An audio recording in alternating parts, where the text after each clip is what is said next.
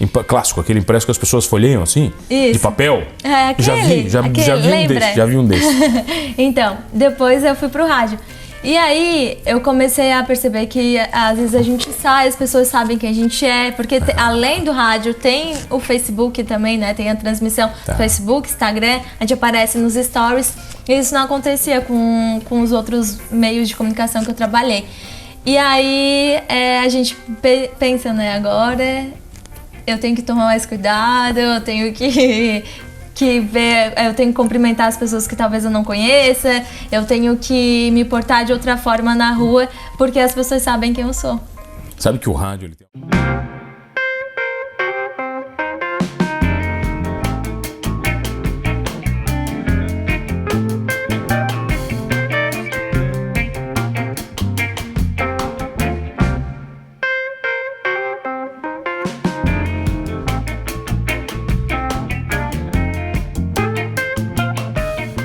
A minha convidada de hoje é uma jornalista multifuncional. Ela é produtora, apresentadora, jornalista e o que mais? Kathleen Beltrame, que prazer lhe receber. Prazer, mano. Muito obrigada pelo convite. É uma enorme satisfação estar aqui. Tá, vem cá, sei o que mais? O que você faz mais? Locutora, apresentadora, produtora, jornalista?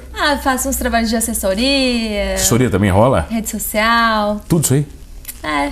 Tá, mas antes de ser jornalista, você trabalhou aonde? No IBGE.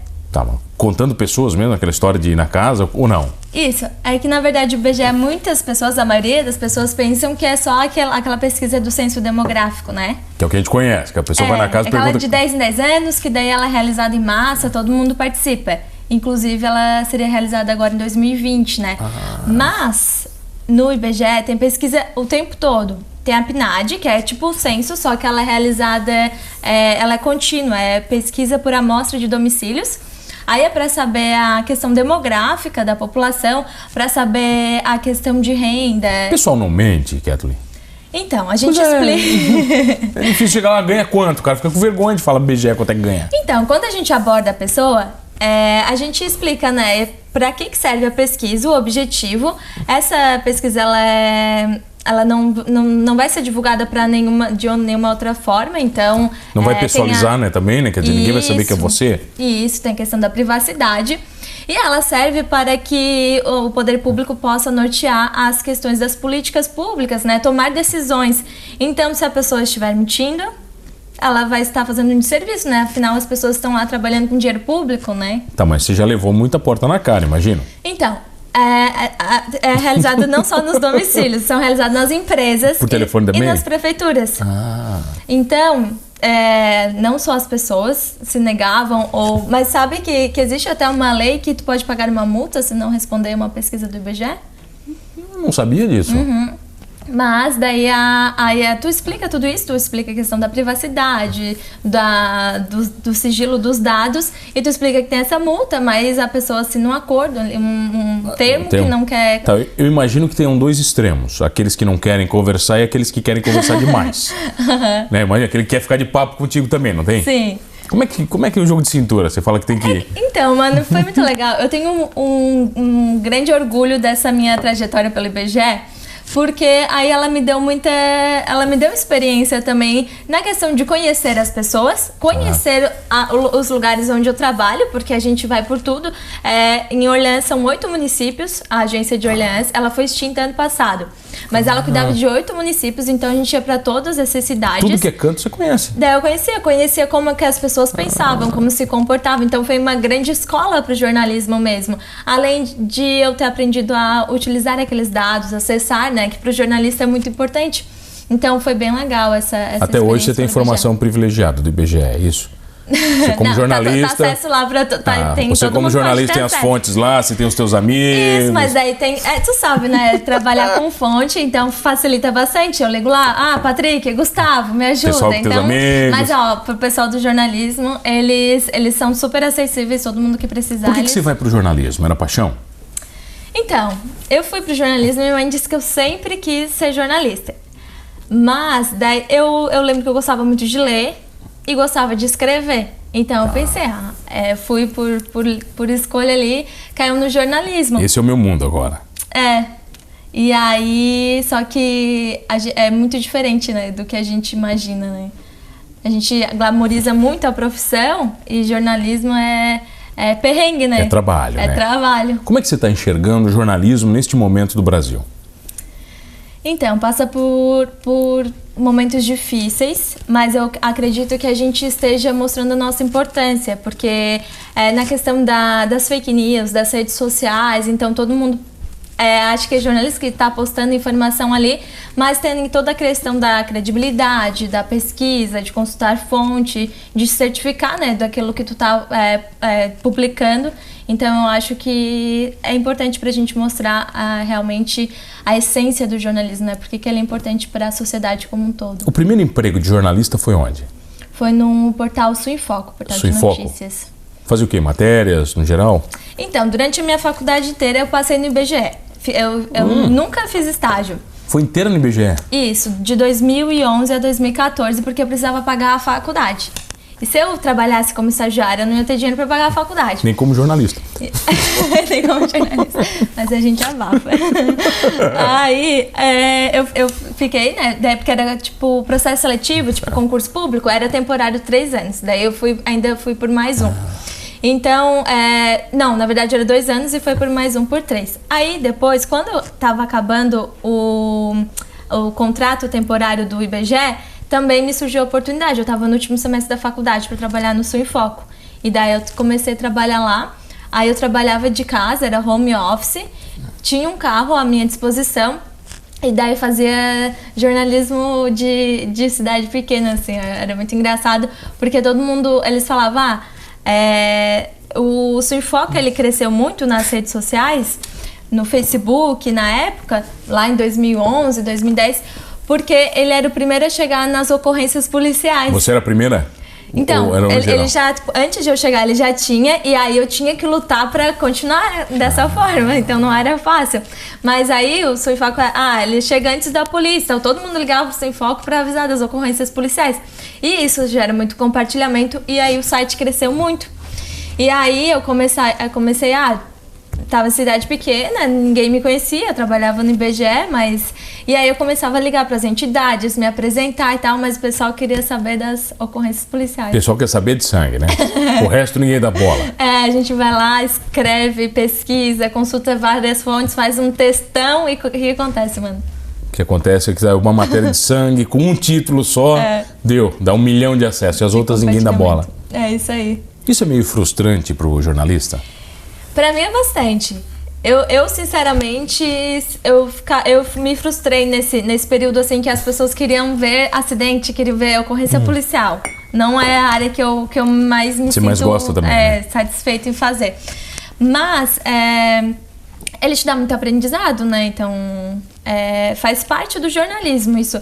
Só que eu gosto mais de contar história, eu gosto mais de conhecer, de ouvir as pessoas, o que elas têm para dizer. Então, esse também é um motivo que eu fui me tornar jornalista, que eu decidi me tornar jornalista. Então, essas matérias, assim, eu não curto. Eu fico pensando, qual é a contribuição que eu tô dando para a sociedade fazendo isso, né? Então, eu sentia que meu tempo estava sendo perdido. Mas hoje, eu vejo que serviu de aprendizado, porque a gente precisa de agilidade. Então isso me deu muita agilidade. Exatamente. Hoje a gente vive na época do fake news, você falou, todo mundo é jornalista, e dos especialistas em título.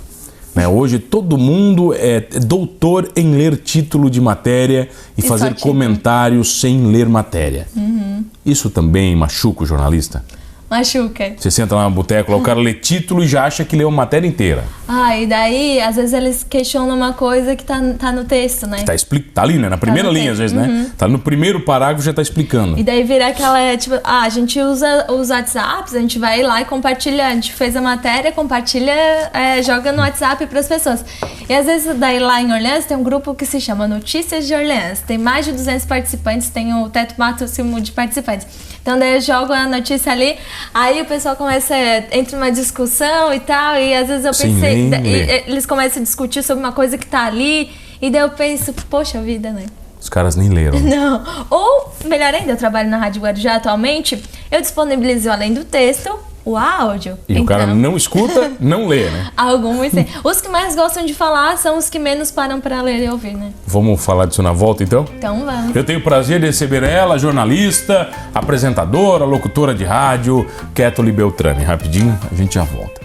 Voltei aqui no Manos Talk Show e você já sabe, comigo Mano Dal Ponte, 2 entrevistas sempre inéditas todas as noites aqui na RTV. Canal 19.1 da sua TV aberta, canal 4 Tubarão, 26 Laguna, 22 TV a cabo da Unisul TV e também nas ondas da Rádio Guarujá M960, muito conhecida da minha entrevistada de hoje para Orleans e toda a região. Perdeu o Manos Talk Show? Fácil. Vai lá no YouTube, você curte tudo completinho, inclusive este programa com ela, jornalista, apresentadora, locutora, Kathleen Beltrame.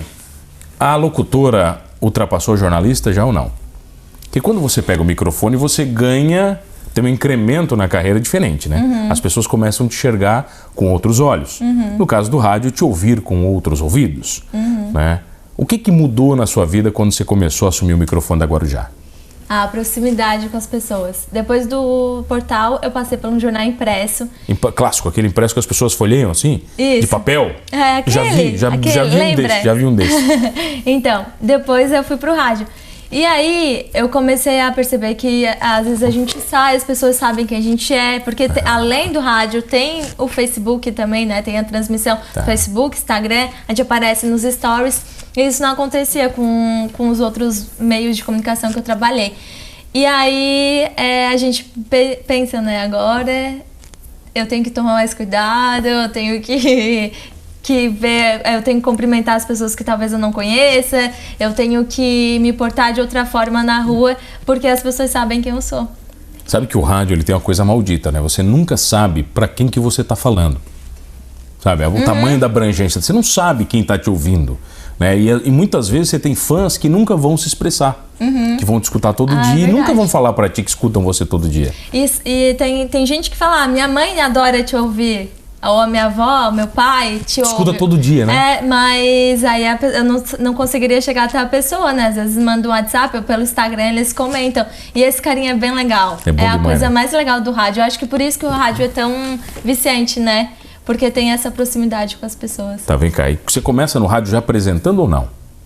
Sim. Você já foi pro microfone na Guarujá? Quando entrou na Guarujá? Sim. E na faculdade eu sempre... Nunca pensei que eu fosse pro rádio, pra televisão. Nem gostava muito dessas matérias ou não? Não, eu fugia. Quando a gente teve uma disciplina com a Lise, que era de fechar um jornal, o que eu fiz? Com a Lise da Sática, né? O que eu fiz? Eu fui virar produtora dessa disciplina. Então eu era quem contava o tempo, quem ficava em cima das pessoas para entregar a reportagem.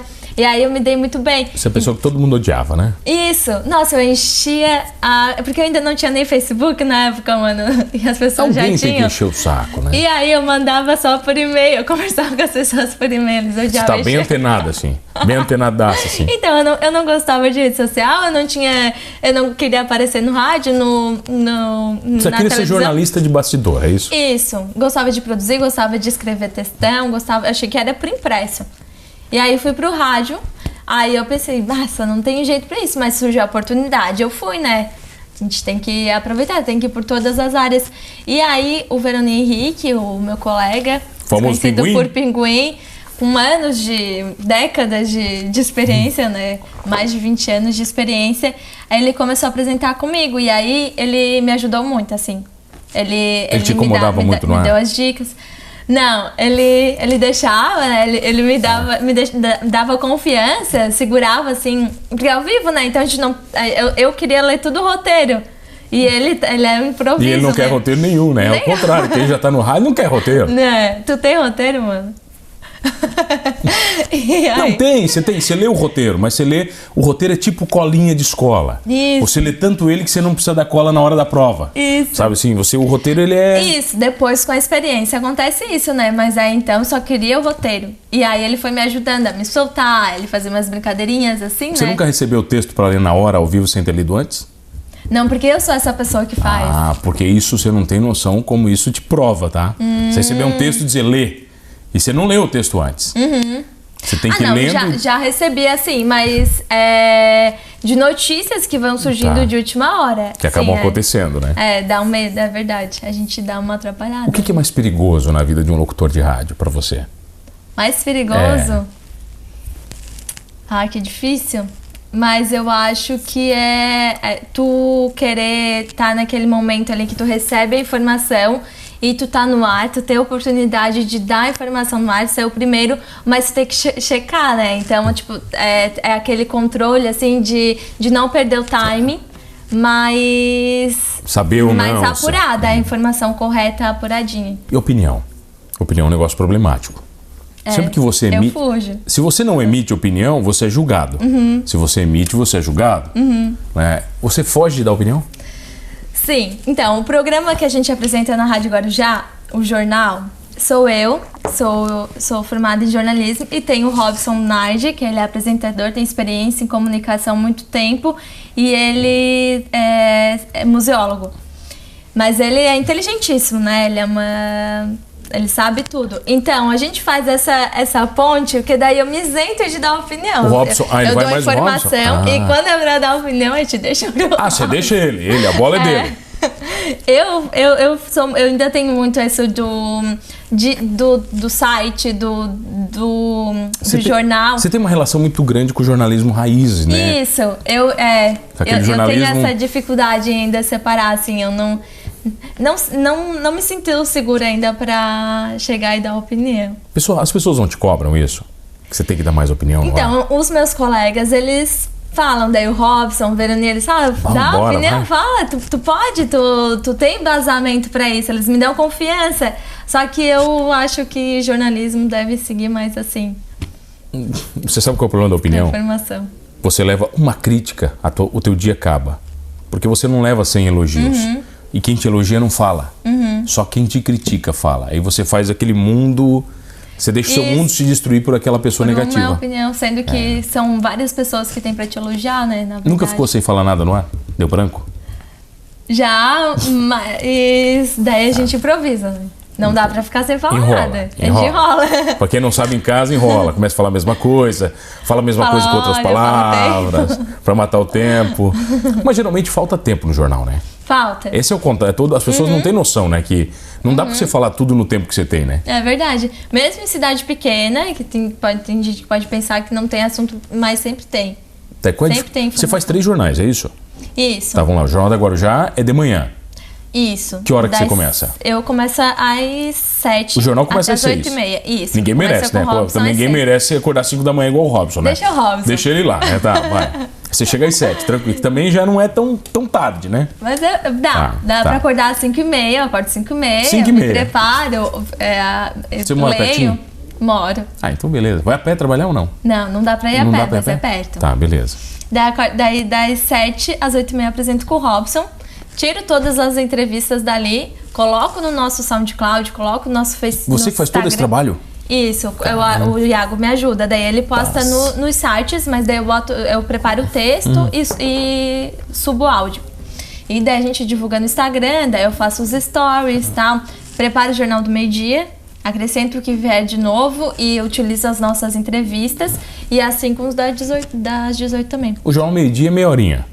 Meia horinha, às 12, meia horinha às 18. Ele é meio mais tranquilo, né? Na verdade tem que condensar bastante as informações para tu poder falar de mais assuntos. Acaba repetindo muita coisa da manhã ou não? Ou sempre tem coisa nova? Então, a gente tenta sempre utilizar a entrevista de manhã em outros horários, né? Aproveitar esse material, porque quem ouviu de manhã às vezes não consegue ouvir às 12, às 18. Então a gente replica essas entrevistas.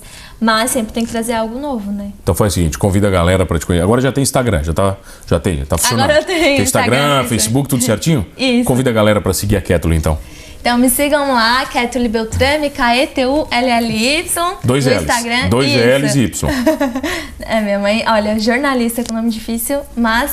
E principalmente sigam a Rádio Guarujá, Guarujá 960, todos os dias a gente está sempre postando lá várias informações, todas as entrevistas e quadros e programação. Kétula, obrigado pela presença. Eu que agradeço. Obrigado a você que está comigo todas as noites. Olha, amando ou não o que você faz, escolhendo a verdade ou fake news, somos todos humanos.